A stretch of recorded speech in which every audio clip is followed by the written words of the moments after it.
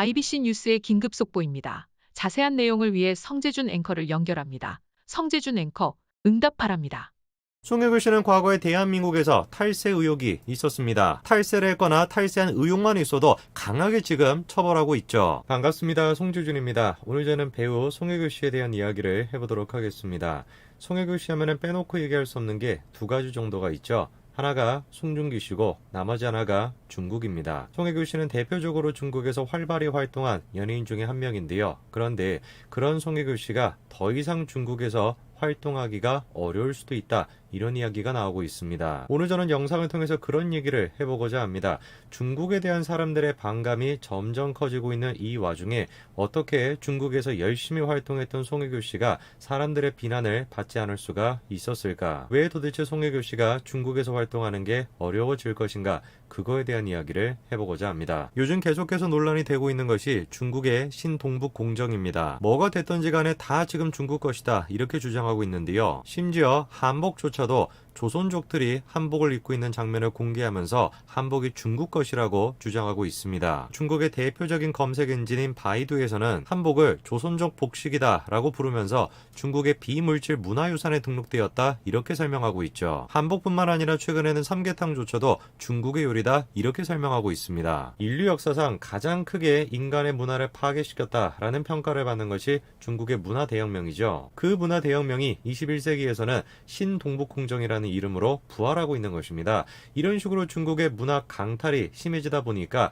나서고 계시는 분들이 분명히 있습니다. 그 대표적인 사람이 바로 서경덕 교수죠. 서경덕 교수는 일본에 대한 문제뿐만 아니라 중국에 대한 문제에서도 목소리를 높이고 있는데요. 최근까지도 계속해서 대한민국의 문화를 지키기 위한 운동을 펼치고 있습니다. 이번에 한복 문제가 터졌을 때도 서경덕 교수가 명절만큼은 한복을 입자 이런 식의 운동까지도 벌이고 있습니다. 그런데 저는 서경덕 교수를 보면서 떠오르는 사람이 한 사람이 있었어요. 바로 배우 송혜교 씨입니다. 일전에 서경덕 교수가 방송에 나와서 신동북공정에 대해서 얘기하면서 송혜교 씨와의 인연을 얘기했었는데요. 송혜교 씨가 서경덕 교수의 활동을 잘 알고 있고 자기도 돕고 싶다라고 밝혔다는 거죠. 그리고 실제로 송혜교 씨가 서경덕 교수를 도운 내용도 언론 보도가 됐었습니다. 분명히 사실인 것 같아요. 송혜교 씨가 서경덕 교수를 도와서 대한민국의 문화를 지키기 위한 활동을 하고 있다. 분명히 사실인 것 같습니다. 그러나 제가 보는 건 좀 다릅니다. 저는 철저하게 저거를 송혜교 씨의 언론 플레이라고 보는데요. 왜냐면은 송혜교 씨가 서경덕 교수를 도왔다라고 하는 기사가 나왔던 게 4월 달입니다. 그런데 4월에 어떤 일이 있었냐? 한창 대한민국에서 중국과 관련된 역사 왜곡이 논란이 되고 있던 시기고 그리고 중국의 동북공정이 논란이 되고 있던 그 시기입니다. 정말로 그러면 저때 당시에 송혜교 씨가 대한민국의 문화를 지키기 위해서 애쓰고 있다라는 게 타당하려면 뭐가 있어야 되겠습니까?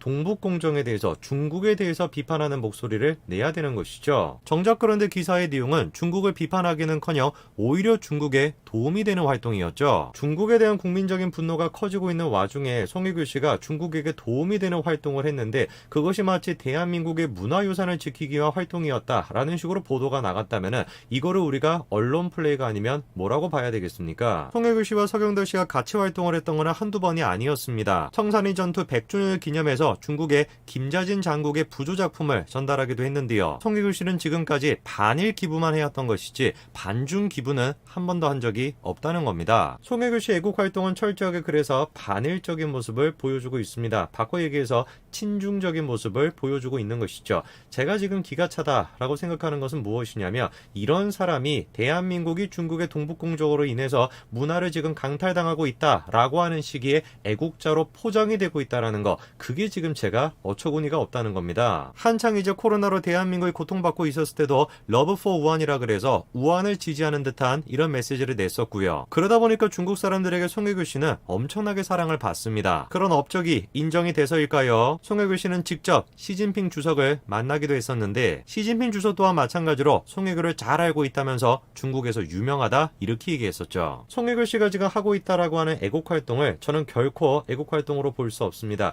일본이 과거에 우리한테 잘못했냐? 당연히 잘못했죠. 그리고 중국 또한 마찬가지로 과거에 우리에게 잘못했습니다. 진짜 애국자라고 한다면 진짜로 대한민국을 대한민국을 사랑하는 사람이라고 한다면 일본에게만 편향적으로 분노를 나타내는 것이 아니라 중국에게도 마찬가지로 같은 문제에 대해서 분노할 수 있어야 되겠죠. 이런 면을 생각해 봤을 때 서경덕 교수는 분명히 진정성이 있는 사람이에요. 일본에 대한 문제뿐만 아니라 중국에 대한 문제도 같이 지적하지 않습니까? 그런데 송혜 교수는 어떻습니까? 적어도 제가 찾아봤었을 때는 단 한 번도 중국의 문제에 대해서 동북공정 문제에 대해서 지적한 적이 없습니다. 그런데 기가 찬 것이 이런 사람이 언론들로 인해서 이렇게 대한민국의 애국자로 포장이 되고 있다는 거죠. 이런 송혜교 씨와 정반대 모습을 보여줬던 사람이 누굽니까? 바로 송중기 씨입니다. 송중기 씨가 출연한 드라마도 마찬가지로 역사 왜곡에 논란이 있었습니다. 비빔밥이 마치 중국 것인 것처럼 PPL이 됐던 것인데요. 해당 논란에 대해서 직접 송중기 씨가 어떻게 했습니까? 사과를 했습니다. 저는 저런 모습이야말로 대한민국에서 활동하고 대한민국에서 인기를 얻고 있는 연예인으로서 보여줘야 되는 모습이라고 생각합니다. 하지만 송혜교 씨한테는 송중기 씨의 진정성 있는 모습을 볼 수가 없었죠. 그리고 그렇게 중국에게 친화적으로 행동해 왔었는데 정작 송혜교 씨는 앞으로 중국에서 활동하는 것이 어려워질 것 같습니다. 최근에 중국에서는 연예인에 대한 통제가 점점 지금 심해지고 있는데요. 이 친구는 요즘 중국의 연예인보다도 잘 나가는 대학생이라고 합니다. 그런데 이 친구가 그렇게 잘 나갈 수 있는 비결이 무엇이냐? 간단합니다. 당에 대한 철저한 충성심이에요. 그리고 중국에서는 연예인들에게 계속해서 사상적으로 통제를 하고 있는데 심지어 가수들의 립싱크조차도 금지하고 있습니다. 놀랍게도 이유는 립싱크라는 게 사회주의의 핵심 가치관에 위배가 되기 때문이라는 겁니다. 립싱크뿐만 아니라 외모에 대한 지금 규제도 이루어지고 있습니다. 앞으로 중국에서는 이런 식으로 예쁜 남자가 출연할 수 없다는 건데요. 이유가 뭐라는 겁니까? 그런 게 기형적인 미적 감각이기 때문이래요. 그리고 그렇게 연예인들에 대한 통제 수단은 바로 세무조사인데요. 노래를 하는 방식이 됐건 외모를 가꾸는 방식이 됐건 모든 것들에 대해서 사사건건 지금 중국의 문화 대혁명이 이루어지고 있습니다. 개인의 자유의 영역에 들어가는 거, 노래를 어떤 방식으로 부를 것인지, 어떻게 내가 외모를 가꿀 것인지 이 모든 것들에 대해서 당적인 차원에서 규제를 하겠다. 이게 지금 현재 중국의 모습이에요. 당의 저런 식의 말도 안 되는 정책에 따르지 않겠다. 어떻게 되는 겁니까? 바로 세무조사 들어가는 거예요. 수백억에 해당되는 벌금을 물어야 되는 겁니다. 그리고 이런 점에 있어서 특히 조심해야 되는 사람이 누구예요? 송혜교 씨 본인 스스로죠. 송혜교 씨는 과거에 대한민국에서 탈세 의혹이 있었습니다. 소득이 무려 137억이나 됐음에도 불구하고 54억이 무증빙이었던 거죠. 당시 전문가들은 송혜교 씨의 탈세 의혹에 대해서 문제가 될 수밖에 없다면서 탈세 방법이 너무나 단순하고 무식했다라고 지적했죠. 물론 반대하는 의견도 있었습니다. 바로 정철승 변호사죠. 만약에 송혜교 씨가 중국에서 저런 일을 저질렀다면 어떻게 됐을까요? 제2의 판빙빙이다 라고 불렸던 정상에게 539억을 부과했었는데요. 사실상 제가 봤을 때는 정상의 경우나 송혜교 씨의 경우나 비슷합니다. 필요경비 신고를 하는데 증빙 서류 없이 신고를 했다. 만약에 그런 일을 중국에서 했다면 어떻게 됐을까요?